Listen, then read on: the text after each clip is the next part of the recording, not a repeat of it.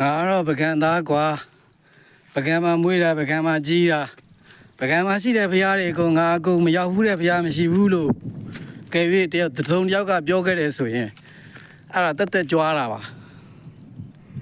နှစ်တည်းချီပြီးတော့မှဖူးခဲ့တယ်အချိန်ပေါင်းမြောက်များစွာရောက်ခဲ့တယ်တို့ပေမဲ့ဘယ်တော့မှပြီးဆုံးတယ်လို့မရှိတဲ့ပကံဘုရားဘူးလုပ်ငန်းမှာဒီကုန်းထိပ်လေးမှာမင်းနန်းသူရွာကိုသွားတဲ့ကုန်းထိပ်လေးမှာရှိတဲ့ဖျားစေတီတဆူကို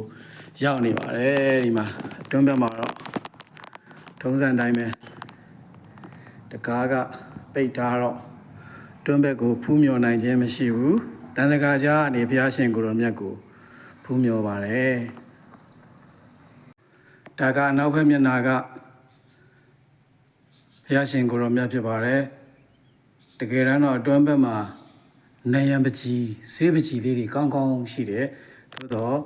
တော့တကားပိတ်ထားတဲ့အတွက်မရိုက်နိုင်ပါဘူးတန်တကာကြားရကနေ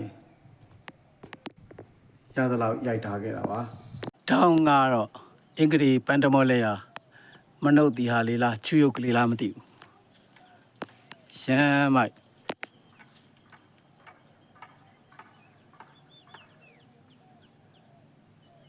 ဘုရားရဲ့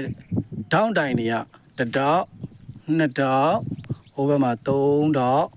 4တောက်ခလဲကောင်မှာ4တောက်ခံပြီးဒီမှာချီရုပ်ကလေးလည်းပါတယ်အင်္ဂလိပ်ပန်းတမော်လက်ရနဲ့ရှေ့ခက်ကဘုရားအုပ်စီထားတဲ့ပုံစံအင်္ဂလိပ်တွေကွာနေတဲ့ခါကျတော့တောင်လိုက်စီတဲ့အုတ်ချက်ကလေးတွေလည်းပါပါလေးတွေတောင်လိုက်စီတဲ့ဘေးတိုင်းစီတဲ့နော်အခုလက်ရှိအစီတဲ့အတိုင်းမှာအုတ်ချက်တွေကို